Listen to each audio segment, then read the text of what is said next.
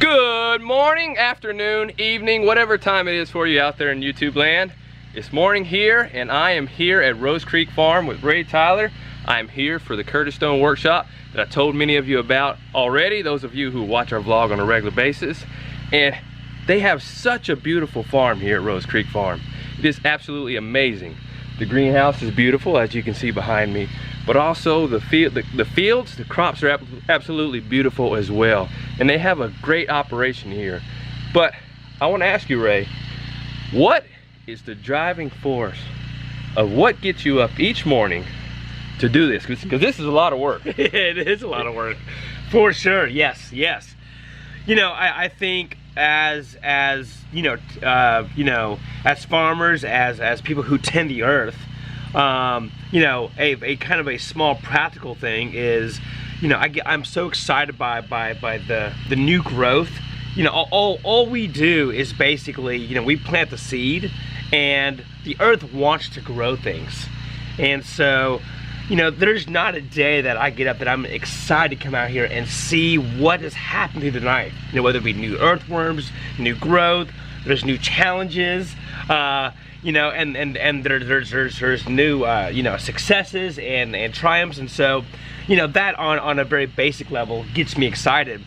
Another, you know, but really the core foundational thing that really gets excited, gets up out of the bed, is really this opportunity, I feel like, for me to, one, feed my family, and to have this chance to not only feed my family but be with my family and have them work beside me. Yes. And so that, you know, farming with your family is a lot of work, and it can be a fantasy and this idea and utopia that is really hard to obtain unless you are really focused, really driven, and have a plan, and have this thing called why, right?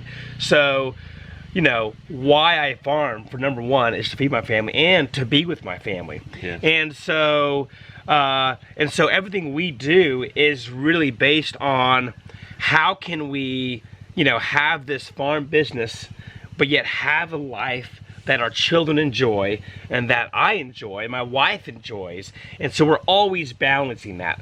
And so each morning is really, it's another chance to do today better than yesterday. And so every day is basically, it's a clean slate. It's a brand new day. It's a chance to not make the same mistakes as yesterday. And I'm not just talking about farming mistakes, but I'm talking about life mistakes. Or, you know, today I'm gonna, you know, when my son comes by while I'm weeding and he wants his shoe tied, then I'll go, oh, son, go ask your mother. But taking that 5 seconds now to tie his shoe, even when I feel like I don't have the time. But so each day is another chance to be better, to be a better man than the man I was yesterday. Yeah. And how exciting is that? It's to me, I'm so filled with hope, and that if I have that mindset of today's gonna be better than yesterday, that I can find, you know what, I am a better man this year than I was last year, you know. And so next year, I'm hopeful that if I can wake up every morning to be a better person, to be a better farmer, a better husband, a better father, that whole kind of core principle is really, it's this chance of, you know, I want to be a better person. And so farming is really this vehicle that I can be a better person. So that's the basic why I farm. That's fantastic.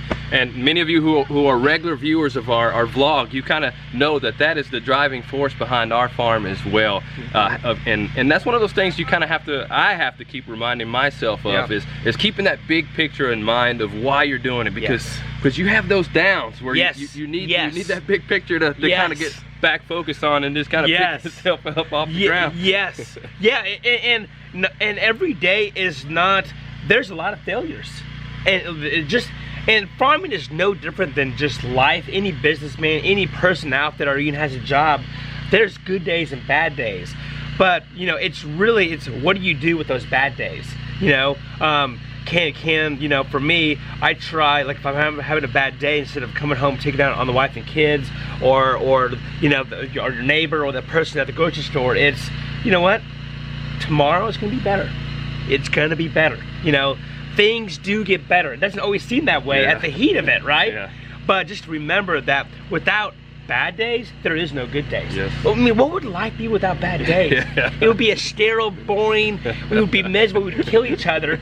So we need the trials. That's what makes life so rich. Yes, yeah. And so whether it's be, you know, we have bad days with you know, with me, if I have a bad day being a father or a husband, or we just had a really bad financial week and we're just like, we don't know how we're gonna pay the electric bill next week. Yeah. That's real. Yeah. Like, this is real life stuff.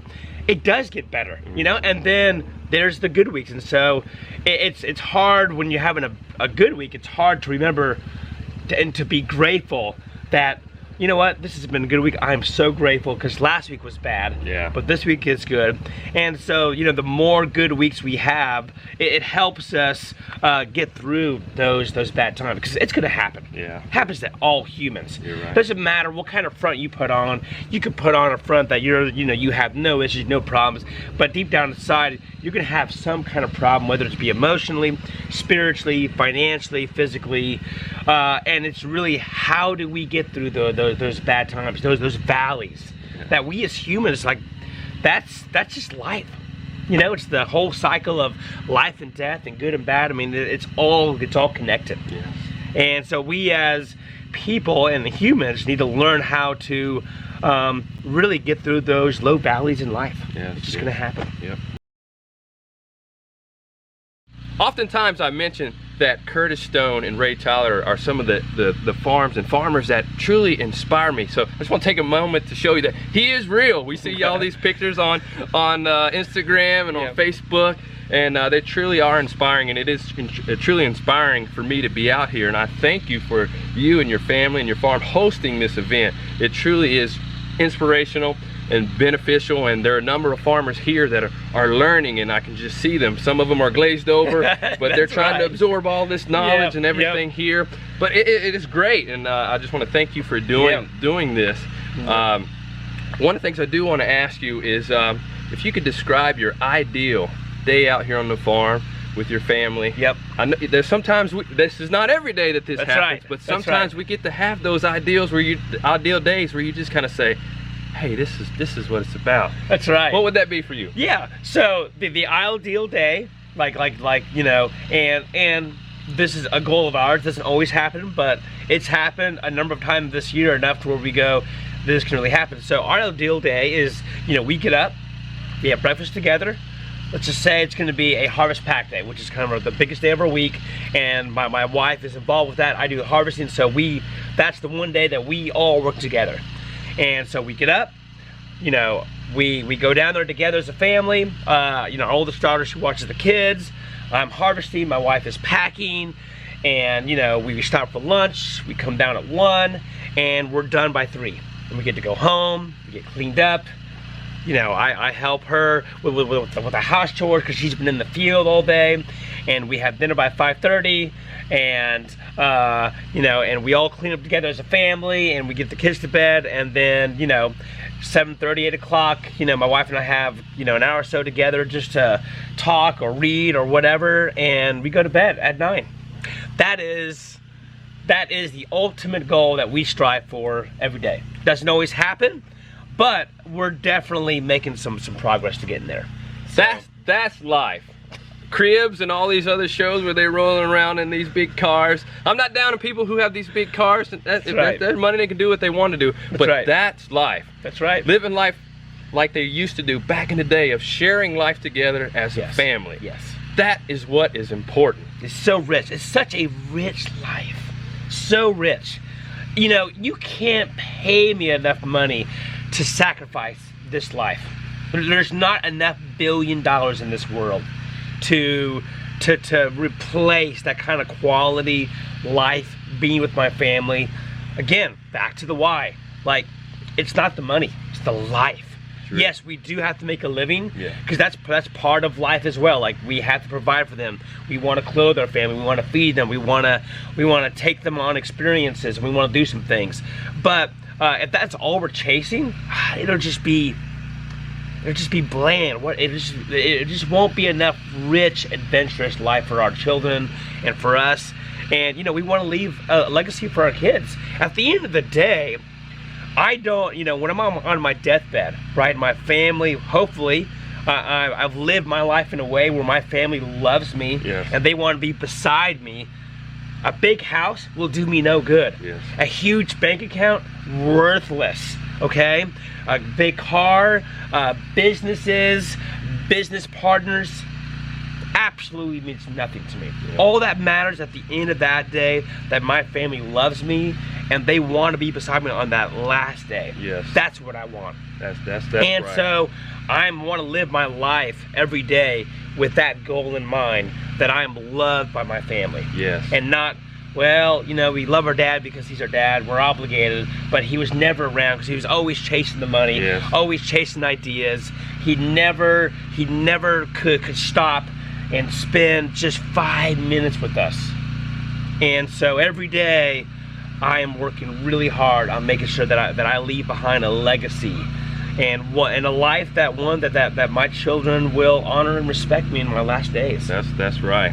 So I still remember with my first child, I worked as a personal trainer. I had these long 10 to 12 hours days, and she was a newborn going into the first couple years of her life. And I remember I would come home at the end of the day and I would be dead tired for spending a bulk and prime of my energies working for somebody else, that I didn't have the energies to connect with her at the end of the day. And she was ready for bed anyway, so she didn't have that energy. So that was time that we lost. Because we didn't have that, we didn't have the prime energies of connecting together as a family. And after some time, I don't say I live with it as a regret, but a learning lesson. That's that's a great way to look at it. It's a learning. Yes. Yes. So. Because every day we learn, and so we can either, and not every day do I do it right. I mean, I make a lot of mistakes. Again, every day I'm trying to be better today than I was yesterday. Yeah. But yeah, it's all about we make mistakes, but it's just moving on. Yes. It's all. Who cares about your mistakes? They're mistakes. Learn from them and move on. The times when I dwell on my mistakes and regret, it gets me nowhere. It does me no good. It does my family no good. And so I think that I commend you for going through that and just moving on. I mean, that's hard for men to do sometimes. Thank you. Thank you. It's good. Thank you, Ray. Yes. Appreciate you spending time with us. Pleasure you being here. And I want to encourage you all, and we encourage you all, if you have those dreams where you want to do something, whether it's farming or whatever it is, try to pursue it together as a family, so that way it can bring you together. You find out what that vehicle is and you pursue it. That's it for this vlog. See you next time. That's good. Thanks, sir. All right. Good deal.